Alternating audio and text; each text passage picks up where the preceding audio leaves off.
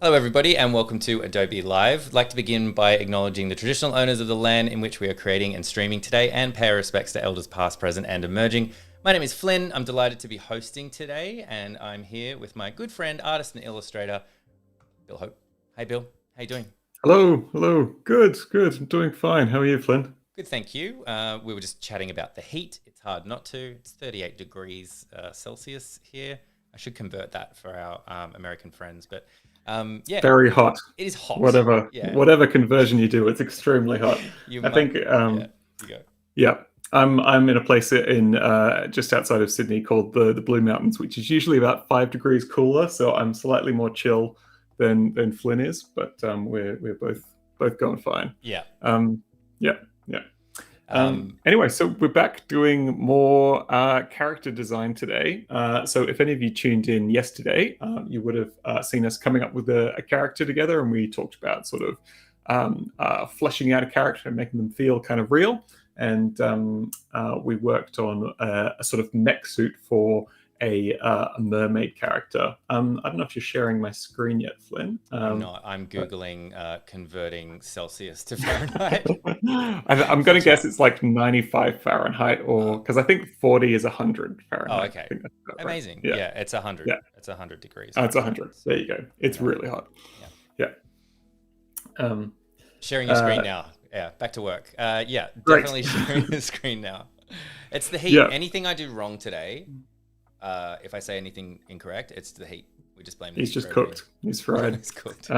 It's all good. I've got no excuses. Yeah, so we worked on this really fun sort of mech suit for a mermaid. So we were kind of thinking about like if there was a story about a mermaid that wanted to go onto land, what's kind of some suit that this character could be wearing to move about easily. And with this Cool. one, we were kind of trying to come up with a slightly more detailed character, and we were finding all sorts of sort of diving suit and submarine references for all these little bits on this suit. And it was something quite complex, and just trying to come up with one really fun, unique looking character. But today I thought I'd sort of take it back and we'll do something a little bit more simple. But I'll address one of the big struggles that I have with character design, which is consistency in the character. If you're doing any kind of animation, obviously, if it's frame by frame, you need your characters to be super consistent so the movement feels natural. But even doing the kind of work that I do, something like a children's book, consistency in the character is really tricky, but really important. So the character looks the same regardless of what they're doing throughout the story. So I thought we'd focus on a slightly more simple character today, but we're going to try and get them doing different expressions, different movements, all sorts of little quick sketches. And I'll talk about generating that kind of through line or consistency in the character. Cool. So I hope that all sounds good. And as always, we are totally open to any questions or comments throughout the day. So Flynn will be managing all the socials there. So if anything comes up, anything regarding the drawing or anything just generally to do with careers in illustration or Photoshop or anything like that, drop us a comment. Sorry, Flynn, I'm That's taking your great. job. This is awesome. I'm going to go take a break. Actually, Okay, you're cool, doing such a cool. good job.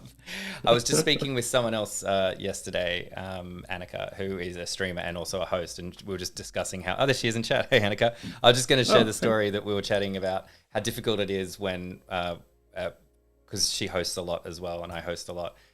When you switch the roles and you have someone hosting you, how hard it is not to just do all of the hosting. You basically interview Yeah, yourself. yeah. But yeah, it's great. Cool. Okay, so I've done a little bit of pre-sketching, but I thought we'd do a sort of slightly more detailed version of the character, and then I'm going to sort of get it moving. So Cool. this is a sort of simple, cute little character. We've got a rhinoceros here. You can see I've pulled a little bit of reference off the internet. And this character, if we sort of dropped the opacity on this layer and drew on another layer, you can kind of see that they're made up of pretty simple shapes. We've got this one kind of it's almost like a sort of jelly bean shape for the Bean. head, Yeah. a big bean, and that could be made up of two spheres or something, one in front of the other. Pretty simple shape. Again, a sort of teardrop or bean shape for the body, and then the legs are kind of just little sort of stumps that come off that main shape. So really early on in this character, I'm just thinking about like what are the big main shapes. And the challenge here is that you're taking something that's certainly a two-dimensional drawing, but you've got to think about the two-dimensional drawing as if you were like a 3D modeler. Like if I had to make this out of physical shapes, what would those shapes be and how would they interact with each other? And once you can kind of get your head around that idea of thinking of a two-dimensional drawing as a three-dimensional real object, then you've got a lot more flexibility to kind of move it in your mind and plan your drawings, or you can sort of plan them out on the page as well. So let's just kind of So you're thinking about it like it's like clay, like you kind of, if I had to build this, what are the basic building blocks? Is that exactly. Yeah. I mean, you see a lot of people doing drawings of, like, if you're starting off anatomy, you might draw a ball for the head and sort of a rectangular box for the body, and maybe a triangular prism for the pelvis or something like that. You're sort of simplifying these forms so they're easier for you to work with in your mind without having to have a highly rendered 3D model in your head. You're just kind of simplifying things down. Cool. Okay, so let's go back to our Rhino. And I'm just going to do a sort of slightly more detailed version of this Rhino on top, still keeping it relatively simple. But I'm going to try and be conscious about what are the decisions I'm making, what are the sizes of things as I'm drawing up this model. And then I'm going to try and remember those decisions I'm making so I can apply it later on in the drawing. So I'll put some nostrils in there. I'm just going to keep with pretty big shapes. So let's do some nice broad lines for the shape of the head. I'm going to remember little details, like I'm just going to put two little sprouts of hair on top. I'm having these, they're kind of like hippo ears, these ones. They kind of fold out like this. If I'm looking at my rhinoceros reference here. Rhinoceroses are very wrinkly, but because this is sort of a cute kid kind of rhinoceros, I'm not gonna focus on the wrinkles too much. It might be a bit distracting there. Right. But yeah, let's just get these big shapes in. And I'm going to think about, it's very easy when you're doing a drawing for the first time, just sort of fall back on kind of your almost like your default settings as an artist. So I do a lot of people in these very kind of simple t-shirts. So I might just start drawing someone wearing a t-shirt, and that's fine. But when I'm doing it, I'm just going to try and be conscious of if I had to take this t-shirt away from the body and look at it again, what kind of t-shirt would it look like? I'm trying to be very specific in my mind about the things I'm adding so I can remember those details going forward. Is this so that if you were doing the same character in another pose or another 10 poses, it would make sense in all kind of angles and things? Is that the idea?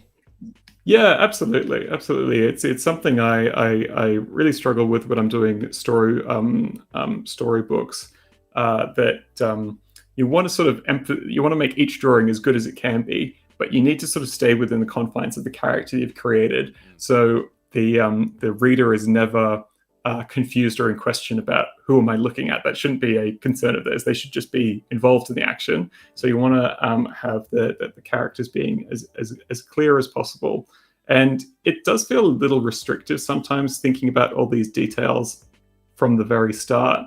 But as you go through an animation or a storybook, you discover, you find yourself drawing them from every possible angle, zooming in on some bits or zooming out on different bits, and you end up exploring every single aspect of this character. So the more you can kind of lock in those details from the start, it makes your life a lot easier going forward. So I'm just going to be aware of sort of that sort of splayed out shape of the hands and the feet. I'm going to remember how many sort of toenails or something that I'm putting onto this character. And so let's drop away that sketch. And that's feeling good. And in this sketch, I'm just trying to sort of capture the feeling of this character as sort of a cute, friendly kind of rhinoceros. And now I'm going to do some slightly more technical drawings. So if I was doing an animation, I would certainly do this. For storybooks, sometimes I go ahead and do this detail. but you see it in a lot of movie or gaming art where they'll take a character and then they'll do a front-on and a side-on perspective on that character. Right. And They're it's often kind in of a like T-pose. Yeah. So we're going to do that exactly. So let's start off with the front-on one. And I'm going to really, really loosely sketch up what I think this character might look like in a T-pose. So that's just with it's like the Vitruvian man with the hands and legs pointing out. And I might just go ahead and use one of the tools that's really helpful in Photoshop for something like this, which is the symmetry tool. So I've got sort of a very loose sketch of what the rhinoceros might look like. And one other thing that I'm going to do is that I'm going to make a layer on top. I'm going to draw in a different color some lines here, and I'm going to try and line up where the top of the head is, the bottom of the head, and where the feet, and maybe even where the top of the trousers are on this rhinoceros. And now I can use those lines to line up and make sure I'm keeping the proportions the same throughout this sketch. So I can see here already I've made a couple little mistakes there. I've made the head a bit too small. So I'm going to grab some sections with the lasso tool of my sketch and just make sure I've got those to the right proportion. Nice. All right. So many of you may have used the symmetry tool in Photoshop. I've done it plenty of times on the stream before. It's a really great one for this kind of thing. So I've got the brush tool selected, and I'm going to go up to this little butterfly on the top, and I'm going to click the vertical alignment there, and then I'm going to place this alignment where I want it on the page. And now when I start drawing, you can see the same thing appears on both sides of that line. And that's going to be good for making sure that I've got a perfectly symmetrical character here. So you can see I'm starting to draw from the front of the head, and I'm going to remember what I talked about with those two circles in front of each other and that kind of jelly bean shape of the head. But I'm imagining what it would look like from the front. So I'm going to work that in. I could drop another line here and see where the bottom of that tusk is. So it's about here. I'll find a space for the eyes there. Have you ever dabbled in 3D? I know that you, as particularly last year, you spent quite a lot of time like checking out different fields and kind of getting a little bit out of your comfort zone. Yeah, I have spent a little bit of time modeling stuff in a free 3D app called Blender, and I've played around with some of Adobe's 3D tools as well. And it's one of those things that I think it's maybe not. And you can see, sorry, you can just see I'm checking my work here, so I'm seeing that eye doesn't quite line up. So I'm going to go back and resize that. Yeah, there's a comment in chat. Excellent trick, the red baselines. Yeah, it's really helpful for this kind of thing. And I think 3D is one of those things that I wish I knew more about it, but it's a very steep learning curve for something like that. I think it would be quite. Some artists are very good at 2D and 3D at the same time. But it's one of those things I'm really happy that I dabbled in. I think it was really worthwhile to explore a little bit of, but it's one of those things you really have to be consistent with. Like even just using a 3D program, like the volume of information you need to know about and the shortcuts and everything like that. It's just one of those skills that if you don't keep it up, if you step away from it for a month and come back, it's like starting all over again. Right. So yeah. So we've almost got all the details on our front-facing version of the character here. And the purpose, this might feel a little bit laborious at this point, but we're kind of just getting all the kinks out. We're sort of finding all the missing spaces in our character that we might have not observed the first time. And trying to make sure we've got like a real sort of 360-degree understanding of how this character works together. So I'm just going to turn off the symmetry because we've got a asymmetrical detail here, which is the side bag here. So So I'm just going to draw that on. I've seen some people, when they do these kind of characters, even going ahead and doing sort of like a whole separate series of drawings for the bag almost. And a lot of it, if you're working in more of a production environment for, say, a 3D animation, a lot of people do this because a modeler will be taking these 2D illustrations and taking them away and making the models out of them. Okay, so we've got a front-facing version there, and let's do a final one. I'll just extend those lines out a little bit because they're still going to be helpful. And I'm just going to do a side-on version of this character as well.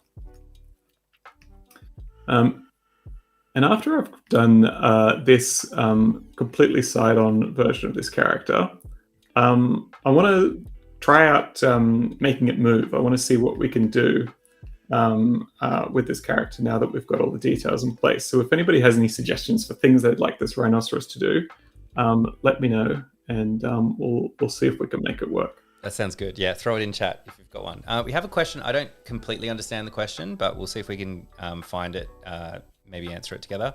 Was what should I do to draw only one part, but does the other side get the same line? I'm going to guess that might be the symmetry tool that you might be chatting about. Like drawing on one side and the other side at the same time is using the symmetry tool, which Bill just demonstrated. If that's not it, let us know. Yeah. I mean, if you're using the symmetry tool, it should be appearing exactly the same on both sides.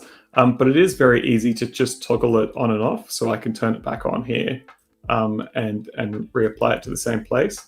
So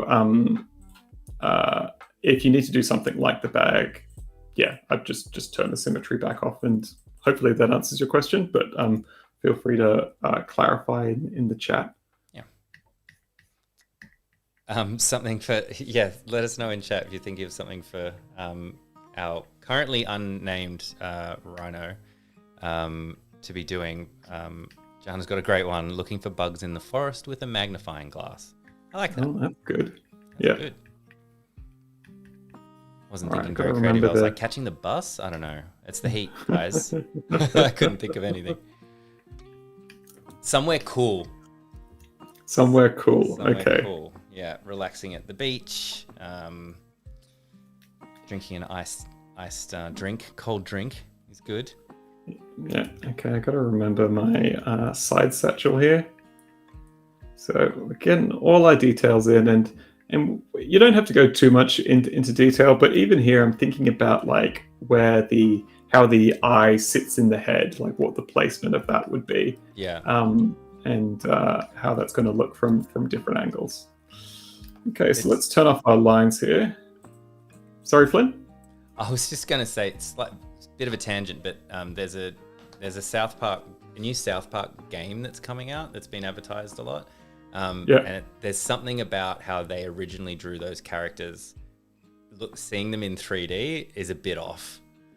Yeah. It's well, I think because they were I think they did the animation themselves, and they were like first time animators with that. Yeah. And I think there's a couple of the characters, I'm not sure if it's South Park that I'm remembering, where they didn't do anything like this. They didn't try and clarify their characters. So the characters just is genuinely different from the front to the side view. They're just different shapes altogether. Right. The character isn't consistent. So you can't really make a proper, and you get so used to seeing this is side Cartman, this is front Cartman, and they look their nose is just a different shape altogether. So they have to choose one of those for the 3D version. That makes a lot of sense. And I think that's why you get some kind of like, oh, that doesn't feel quite right. Yeah. Because it was never right in the first place. It just doesn't translate. Exactly. Yeah. Okay, so we've got our characters there, and that's feeling good. Now we want to sort of make this character move. And we were talking about looking for bugs in the forest or something, but we want something nice and cool for Flynn. So let's go with I love doing sort of interesting different perspectives with my drawing to sort of try and keep things interesting.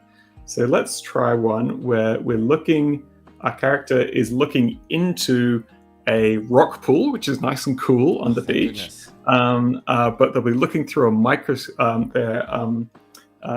their magnifying glass. But we're going to be looking as if the camera is inside the rock pool, so we're looking up through the rock pool. Amazing. At our character. So we're starting with a slightly complex one. I like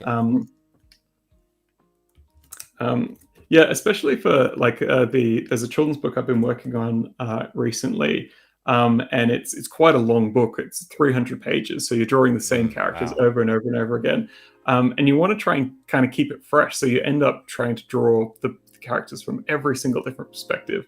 And one of the things I really liked about doing a little bit of 3D is playing with a virtual camera and putting that in different positions to look at the same model from different angles. Because I think having that as a concept in your head is so good for thinking about things about like where am I placing the camera for my drawing. So I'm kind of imagining I'm looking up through this. We could have some seaweed on the side here. I'll do a really sketchy version. Maybe there's a crab down here. And we're looking up at our character here.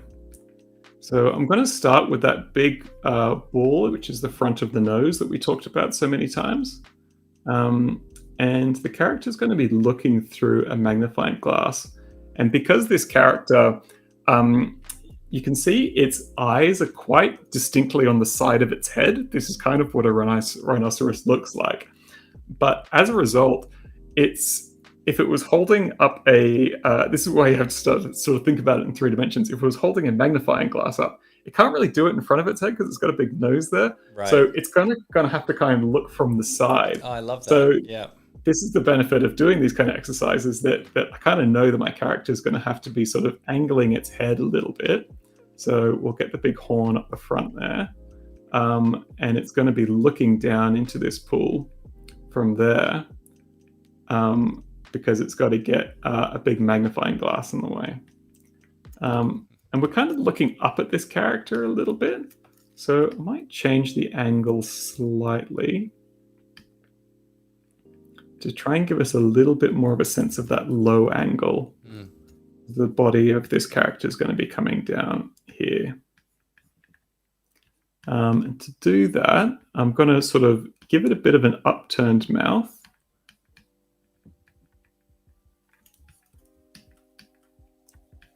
And then I think we can do something fun with the magnifying glass here. So we're going to have an arm here holding the magnifying glass, and we're continuing that sort of cone-shaped arm. And this is one of those tricky fingers. I've often come across this while drawing elephants.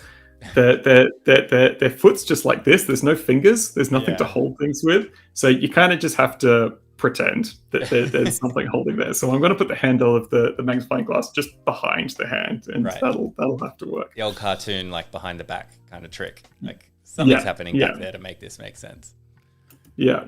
And because we've got a character leaning in and looking into this rock pool, there's some quite extreme angles going on here. So I'm doing something in character drawing which is called foreshortening, which is basically if I put my hand towards the camera, it's really big, and you got to sort of show that depth. So I've got 1 foot here resting on the side of the rock pool, and I'm going to make that really big to give a bit of a sense of that scale. And then I'll put the other arm out here, and then the rest of that's just kind of hidden behind the rock pool. And let's put those ears in as well, and a bit of the clothing. Okay, so we've got a rough version of it there. Now I need to put the magnifying glass in, and I want to be careful about where I position it. So I'm going to draw that actually just on a different layer. I've just used the shape tool to draw the circle for my magnifying glass. And let's just make another version of that. And again, because of the perspective, I'm going to use a perspective warp on this to give it a little bit more of a dynamic angle on that. And then one thing I might try and do is that we're looking at the eye through the magnifying glass, so the eye is going to be bigger. And this is quite a cute thing that you see people do all the time. So I'm going to take that eye and I'm going to make that way bigger, looking through the magnifying glass there. Very cool. And I'll just clean up what I've done there a little bit. I love this. This is so great. So it's quite a detailed one we've gone with, but let's lower the opacity and let's work on top of that really loose sketch that we've done to try and come up with something a little bit clearer on that one. So I'm just taking all that framework that I've put down, and now I can kind of do all the nice fun detail on top, really hopefully making this drawing come to life. So this isn't like a final line work thing. This is like just adding more detail to like your blueprint. Is that kind of the idea? Yeah. I think with something like this pose is quite a tricky one. I probably should have started with something a bit simpler. But because it's a tricky one, I let myself do a really rough drawing to get started. So I've got a good idea of just where all the main parts are, and I kind of feel like I'm doing the real sketch now. Right. Yeah. That's cool. So you're getting things like the perspective down, like the angles down, that sort of thing that you were talking about before. Yeah, exactly.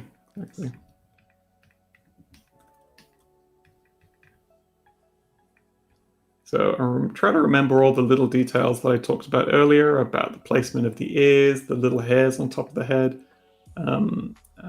and the way that I've drawn the clothing. Let's get, and I'll even reference things like the amount of toenails that I put on this character here and make sure I get those in. Yeah. And you're just trying to give the viewer as many little cues as possible about which character we're talking about here. Let's do a nice jagged edge on our rock pool. We'll put in a bit more of our seaweed.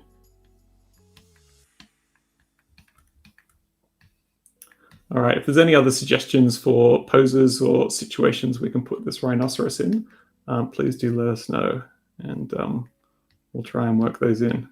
Yeah, we'll just go first come, first serve, basically. If you throw something in chat that makes sense, we'll go for it. I love the crab. How often are you drawing crabs? Have you been reading books on crabs?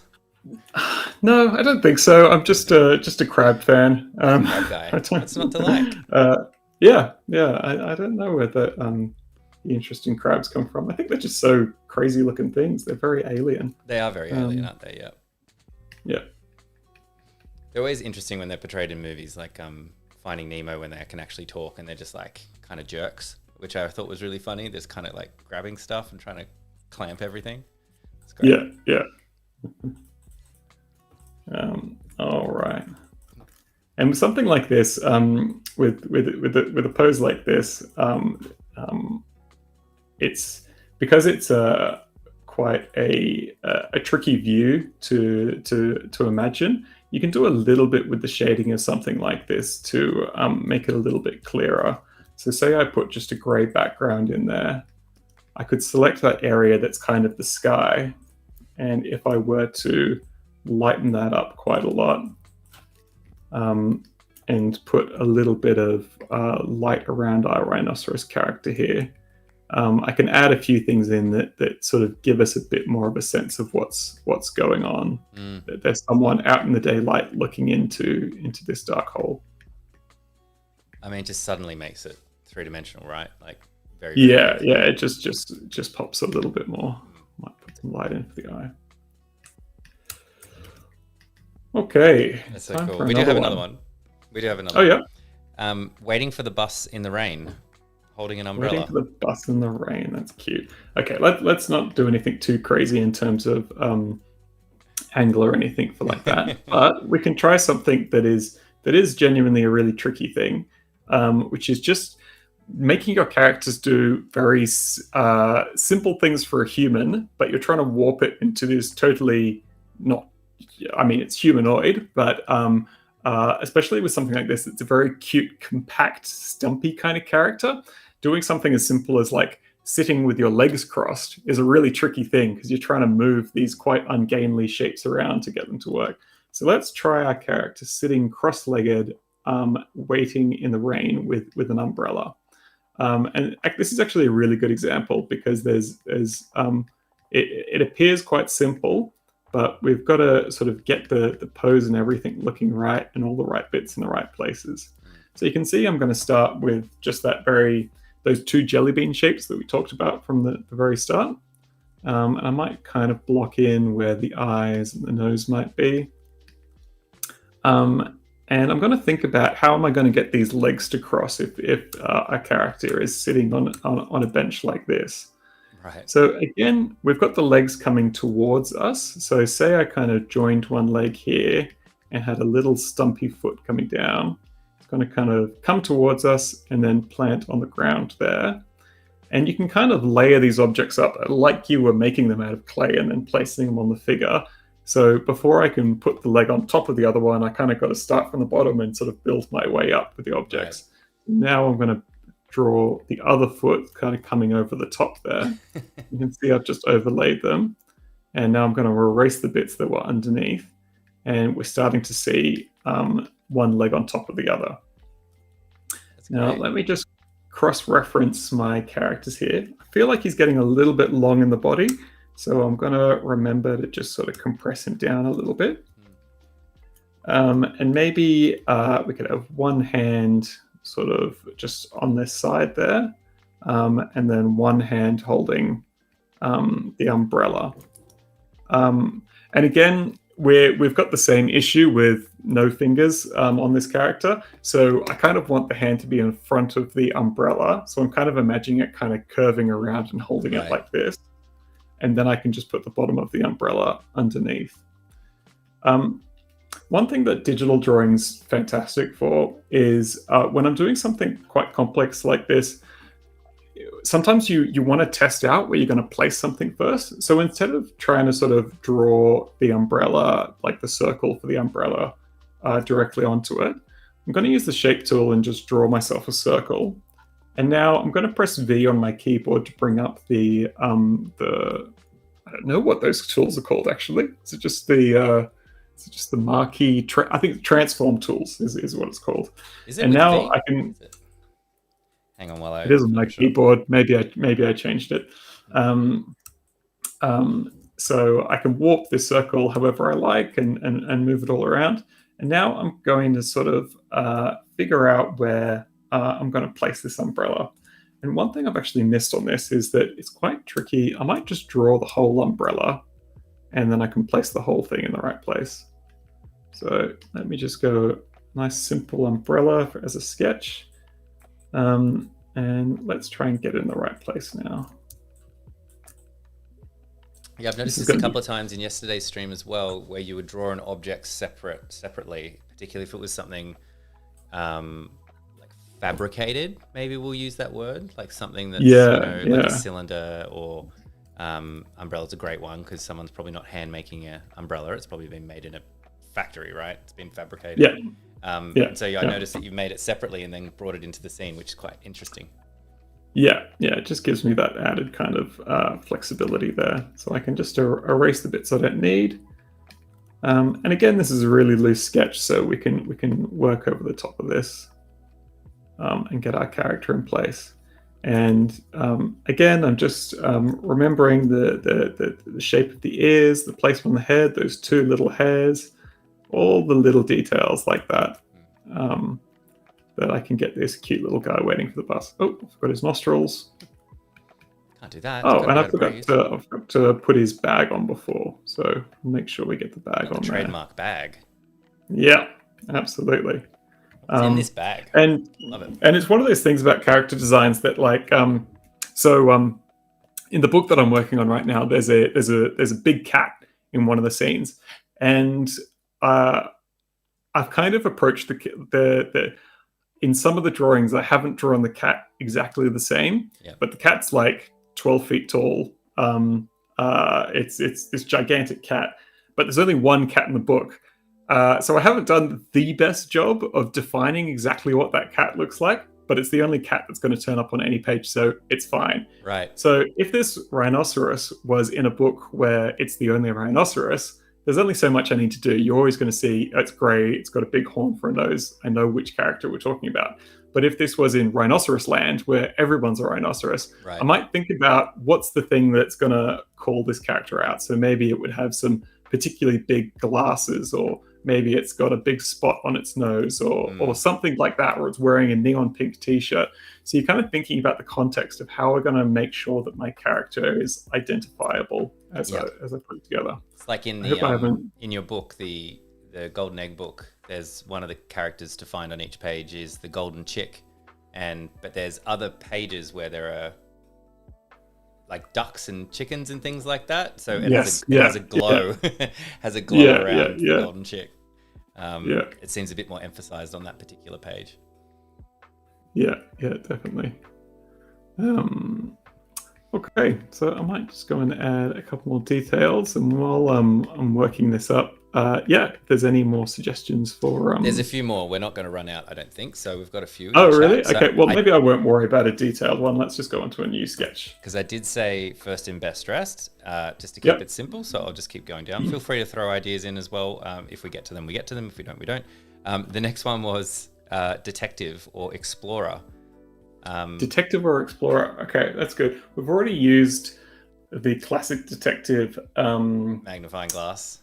Mm-hmm. But what's an explorer would have like a pith helmet? A pith helmet? Yeah, that's good. That's good. Binoculars? Maybe we'll try. Well, actually, let's do binoculars, because binoculars is I've come across this quite a few times. Binoculars are very hard to draw for a bunch of reasons. Right. There's something about the shape of them and being held up in front of the face, and especially with this character, it's nigh on impossible, because if you look at the length of the arms here, say we draw on top of this character, they barely reach. It'd be like a baby. Like a baby. If you ever notice a baby, they can't put their hands above their head until they're like 2.5. Yeah. And the other thing is he's got a giant nose there. Like there's nowhere for the binoculars to go. So I'm keen to take on this challenge, because this is the kind of thing that comes up where you've got a character that physically can't do the thing, right? But you need it to look through some binoculars anyway. So let's just start sketching. I love that you're challenging yourself. I'll see if I can solve this conundrum. Right. So how would I do it? Maybe I'll start drawing the binoculars first, and I'll work the rhinoceros around it. Okay, it's not going to work if the binoculars are exactly next to each other, because the nose has got to go through the middle. So maybe we'll draw the nose with the binoculars there. They're going to have to be quite short binoculars. And I think we're just going to cheat with this one. So we've got to get something that is close enough that you know it's the character, but possibly doesn't completely check out if it was real. So you can see I've kind of drawn the jelly bean of the head there. I've got some binoculars up the front. I'm going to draw the jelly bean of the body, and let's have the arms facing straight up, as if they're holding those binoculars there. And they're kind of having to go around the nose. The stretching. I don't know if I'm completely sold on this. Let me try again. What if the binoculars had like a stick on it, like to hold them up? So it's kind of holding the binoculars up, like someone at the theater. Yeah. That's good.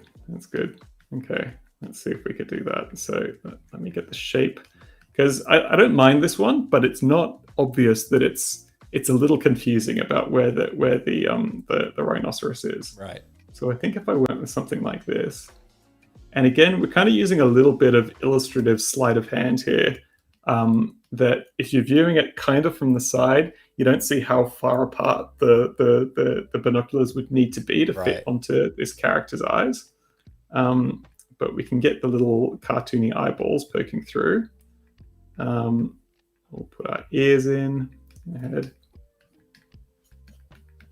Johanna, body. I swear I didn't steal your idea. Johanna said, probably before I did, maybe it's the type of theatre binoculars that you use at the theatre with a stick attached to it. Yeah. Same That's a idea. good I idea. promise I didn't steal that. It's a great idea. Well, I think they might need to be a little bit smaller, but I think that might work to our advantage if I do it this way. So let's give them little theatre binoculars.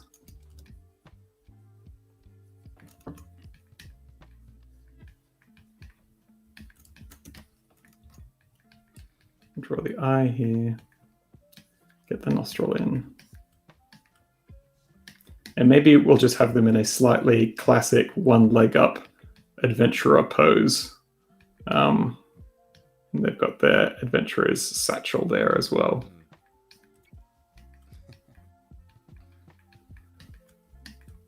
Okay, not 100% perfect, but I think this is a pretty good attempt for cute rhinoceros looking through binoculars. That's great.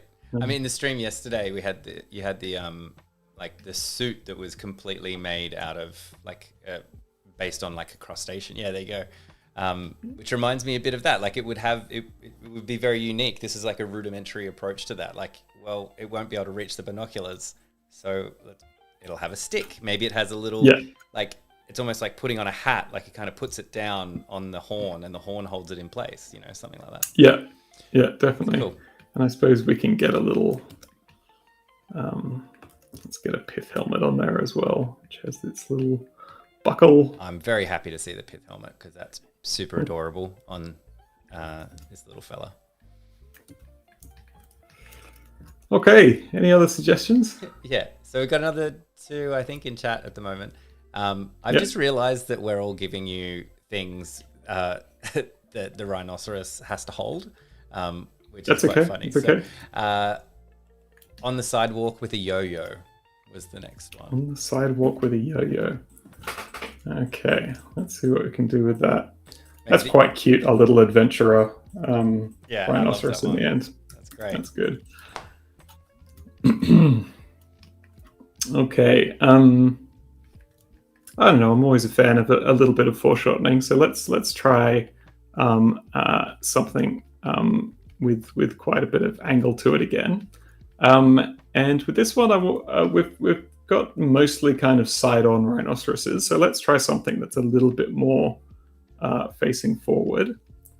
So I've got my jelly bean for the head. I've put the nose in. And I'm kind of imagining something where we've got the our rhinoceros is doing a sick trick on the yo-yo. So we've got the yo-yo kind of coming into the foreground towards us, like a 3D movie. That's cool. And let's have the body. We're going to kind of have the rhinoceros leaning forward towards us in the camera. So you can see I've kind of drawn the body a lot shorter because a lot of it's hidden behind the head, and we're kind of looking down on it. And one of the main ways that you can indicate direction on a body is if the body has lines across it, but not everything's striped. But you can use things like the waist of some pants or the neck of a shirt or something like that. And as you can draw those lines, they give you a good indication of which direction the body's heading in. So I'll make sure those are visible. And we haven't really had the rhinoceros with its mouth open, so maybe I'll try something like that. Got the nostrils there. This feels like it's straying a little bit from original reference, so I'm just going to make sure I've got that visible. So I feel like it's easy to get sort of lost with the character and moving away from where you started. So I'm going to try and make a note to sort of keep that in mind. Make sure I've got all the right elements there. One thing I've been struggling with this current children's book that I'm working on is that, like, you can draw a character 10 times, but I find that it really takes a long time to sort of totally agree with yourself about exactly the way that you're drawing these characters. So I'm finding the character that I drew on page 100, it's pretty similar, but there's really subtle differences that once you get to page 300, you're drawing it in a slightly different way. Right. And it's actually really interesting going back and looking at, I don't know if you ever read like Tintin comics or something like that. Yeah, But I used to read them. even in like the first Tintin or the Asterix and Obelix comics, like the characters are drawn quite differently in the first versions. They still hadn't quite resolved them. And I'm finding there is a little bit of that process I'm going through as well. Yeah. I mean, you could see it in The Simpsons in the first couple of seasons of The Simpsons. Like it took them a while to actually nail the hair and everything. It's very noticeable. And I think also with something like The Simpsons as well, like it's kind of like with South Park that you had a couple of different artists drawing it in different ways, and they kind of hadn't really got to a point where they'd made this kind of like brand book, for want of a better term, that really locked in, this is exactly what this character is going to look like. Yeah. It was when I first started reading Marvel comics, it threw me so much because I, in my ignorance, had no idea that different artists drew different books. So I was going through an event and even sometimes halfway through a series, they've just changed artists because presumably someone, for whatever reason, that artist couldn't complete the project, or a million things could have happened. And it threw me so much that I stopped reading these series. I'm like, this is obviously something else. Like Spider-Man doesn't look like Spider-Man. What's going on? I found out one day that it's just you could read the next book in the series and it's all completely different, like drawn differently, inked differently, different writer, different colorist. It's quite interesting how different it can have. And I'm sure that they have blueprints of this is what you do, this is what you don't do, and it's all signed off from Marvel. But I found that very interesting. Well, I think it used to be a lot more loose, but it's one of those things that's a real challenge once the movie's out and everyone has an idea in their mind about what Iron Man looks like. Right. It's a lot harder to stray from that and let an individual artist to sort of do their take on it.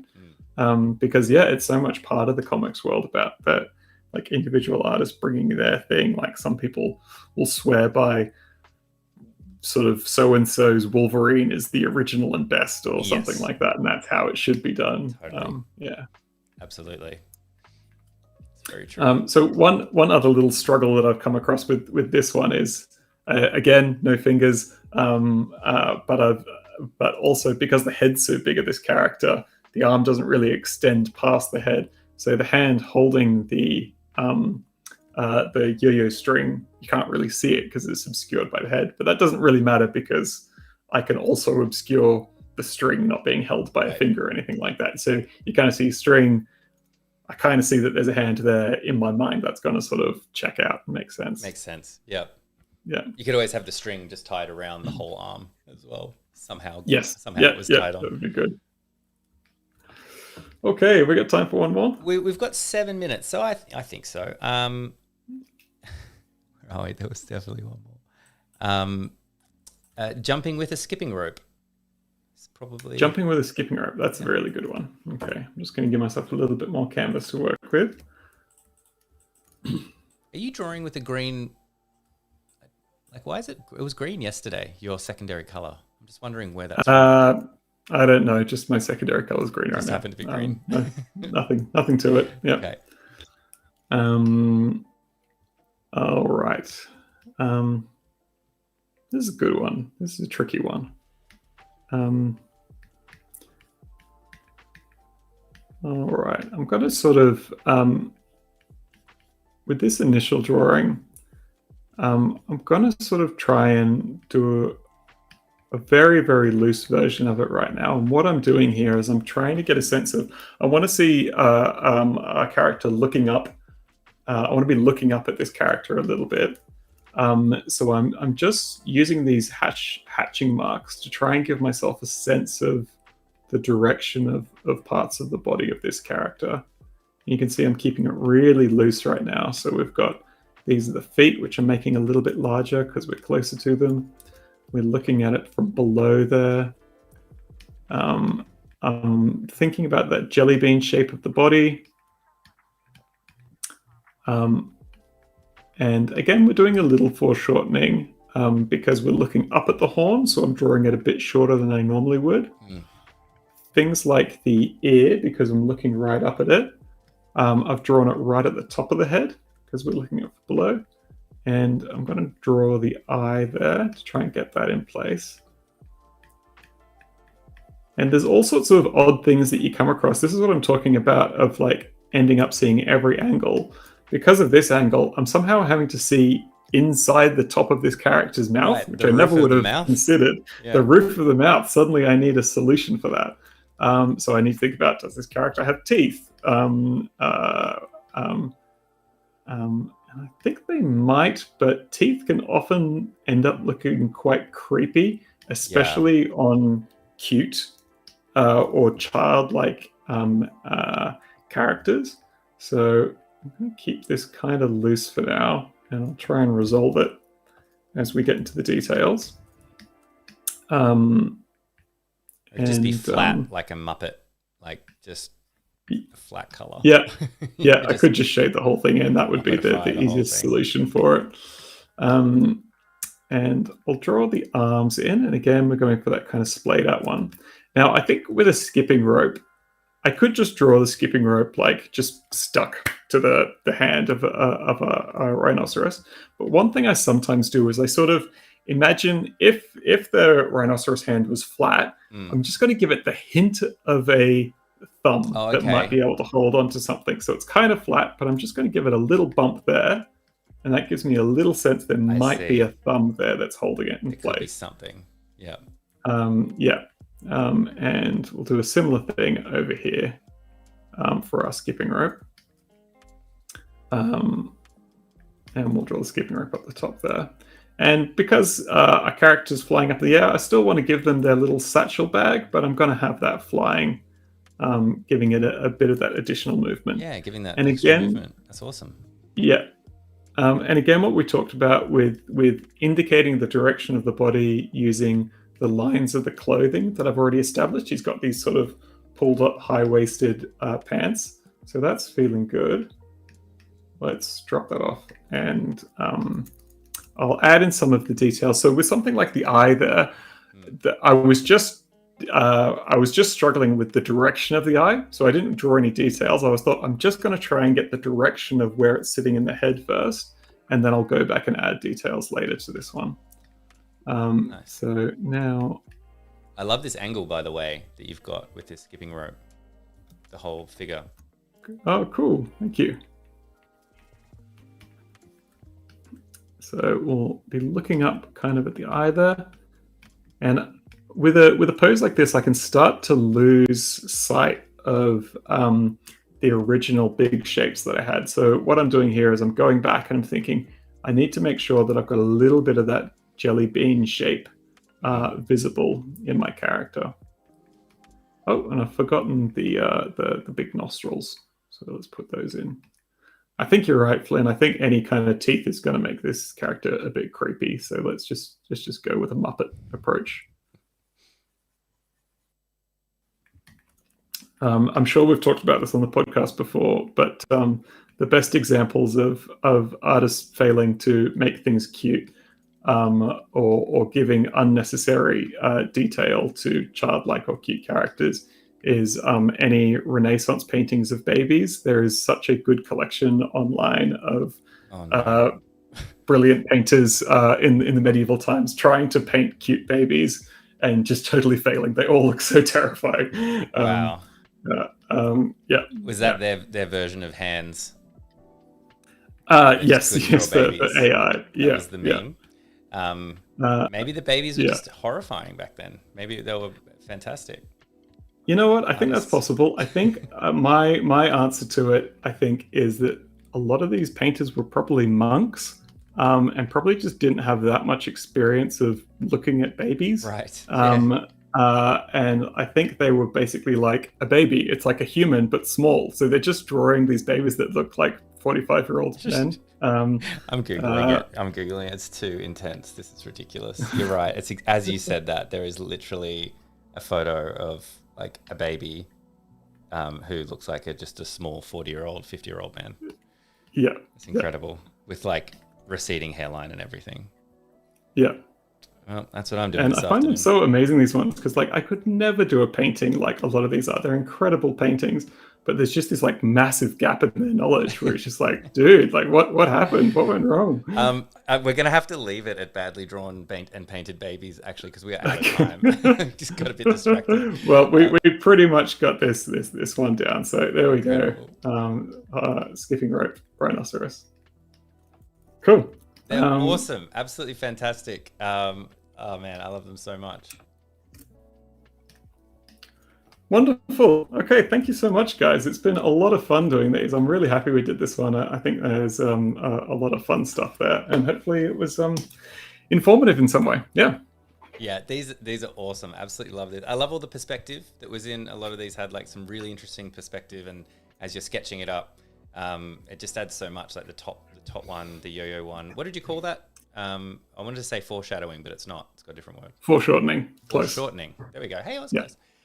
Thank you, Bill. We're going to get cut off. Please go follow Bill. Check out his other amazing, incredible work. And Bill, I can't wait to have you back on Adobe Live down the track. Wonderful. Thank you so much, guys. Thanks for all the suggestions, and thanks so much, Flynn. See you, team. Bye, everyone. See you next week.